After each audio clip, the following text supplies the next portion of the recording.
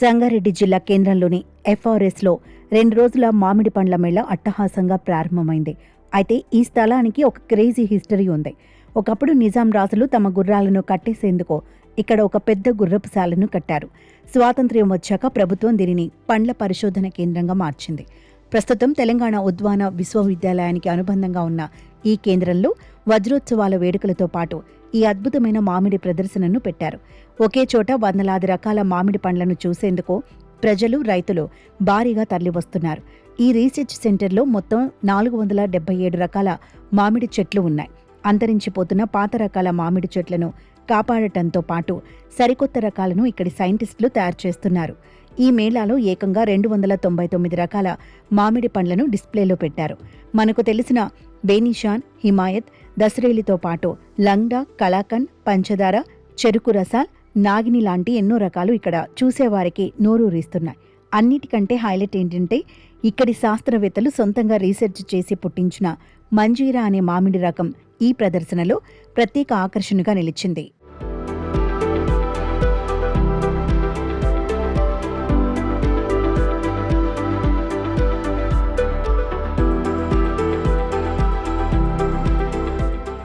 ఈ సూపర్ మామిడి మేళాను రాష్ట్ర మాజీ ఎన్నికల కమిషనర్ నాగిరెడ్డి రిబ్బన్ కట్ చేసి ప్రారంభించారు.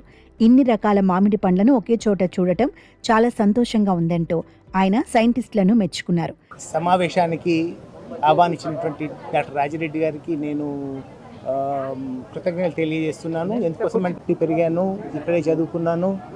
కానీ ఎఫ్ఆర్ఎస్ అంటే నాకు కూడాను హస్తబల్లనే తెలుసు. కానీ ఇక్కడ 450 వెరైటీస్ ఉన్నాయనే విషయం చాలా రోజుల తర్వాత నేను ఇక్కడంతా చదువుకొని హైదరాబాద్కి వెళ్ళిన తర్వాత తెలిసినటువంటి విషయం.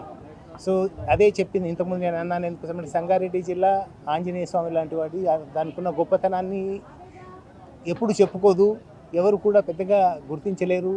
కొండాపురము క్రీస్తు పూర్వమే పెద్ద మహానగరంగా వెలిగినటువంటి ప్రదేశం ఇది. అట్లాగే మంజీరా నది కూడా కావాలని ఈ జిల్లాలోని ప్రతి గ్రామాన్ని ఇంచుమించుగా తాకడానికి కోసమే ఒక లూప్ తిరిగి మళ్ళీ వెనక్కిపోయింది. ఎక్కడ కూడా రివర్ ఇలాగా ఒకసారి ముందుకొచ్చి మళ్ళీ 100 కిలోమీటర్లు వెనక్కిపోవడం అనేది ఎక్కడ జరగదు. ఇది ఒక గొప్ప విషయం. మరి అలాగే ఈ ఎఫ్ఆర్ఎస్ కూడా 450 వెరైటీస్. నేను అగ్రికల్చర్ డిపార్ట్మెంట్లో పనిచేస్తున్నప్పుడు గమనించింది ఏంటంటే చాలామంది విదేశీ శాస్త్రవేత్తలు కూడా ఎఫ్ఆర్ఎస్కి వచ్చేవాళ్ళు. ఎందుకంటే ఇక్కడ ఒక గొప్ప కలెక్షన్ ఉంది కాబట్టి. కొన్ని వెరైటీస్ మనకు ఆంజనేయ స్వామికి తన బలం తెలియక మనకు తెలియదు. ఈ వెరైటీస్లో ఉన్న ఒక్కొక్క వెరైటీ లోపల ఒక గొప్పతనం ఉంది. అది ప్రపంచవ్యాప్తంగా ఉన్నటువంటి శాస్త్రజ్ఞులందరికీ తెలుసు. కాబట్టి వాళ్ళు ఇక్కడికి చాలాసార్లు వస్తూ ఇక్కడ నుంచి జెనెటిక్ మెటీరియల్ తీసుకోవడానికి ఎంతో ప్రయత్నాలు చేస్తూ ఉంటారు. అంత గొప్ప forest research fruit research station మన సంగారెడ్డిలో ఉండడం గొప్ప విషయం. అదే విషయాన్ని నేను ఇంతకుముందు మన డాక్టర్ రాజిరెడ్డి గారు కూడా చెప్పడం జరిగింది. దీన్ని మళ్ళా జిల్లాలో విస్తృతంగా తీసుకుపోవడానికి, మరి రాష్ట్రంలో కూడా విస్తృతంగా తీసుకోవడానికి ఒక వ్యవస్థ ఏర్పాటు చేయమని నేను వారిని కోరాను. దానికి వారు ఒప్పుకున్నారు. తప్పకుండా వారు రానున్న రోజుల లోపల ఒక వ్యవస్థను ఏర్పాటు చేసి ఈ ఎఫ్ఆర్ఎస్కు తగినటువంటి గుర్తింపు, ప్రాముఖ్యత, ప్రసిద్ధి తీసుకొస్తారని నేను భావిస్తూ సెలవు తీసుకుంటున్నాను.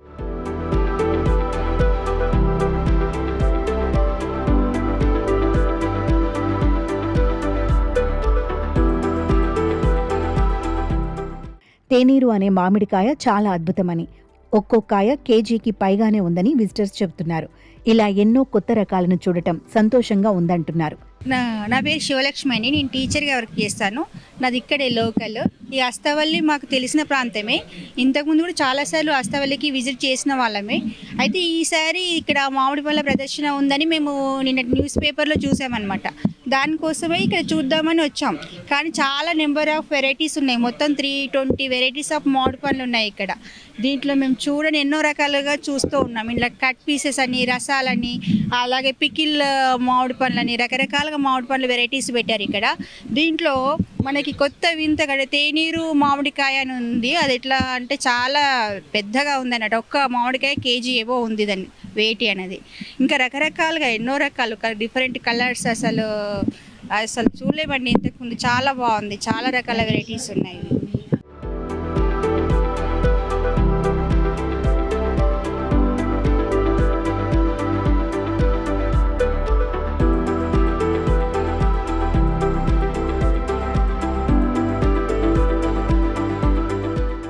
ఈ మేళాకు కేవలం పండ్లను చూడటానికి వచ్చే జనాలే కాకుండా మామిడి తోటలు పెంచే రైతులు కూడా పెద్ద సంఖ్యలో వస్తున్నారు.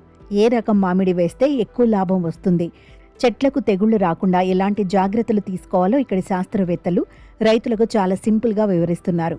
రాబోయే రోజుల్లో వాతావరణ మార్పులను తట్టుకుని తక్కువ నీటితోనే కాపుకొచ్చే మరిన్ని కొత్త రకాల మామిడి మొక్కలను రైతులకు అందిస్తామని ఫల పరిశోధన కేంద్రం అధికారులు చెబుతున్నారు. ఈ 2 రోజుల మేళా చుట్టుపక్కల జిల్లాల రైతులకు ఎంతో హెల్ప్ అవుతోంది.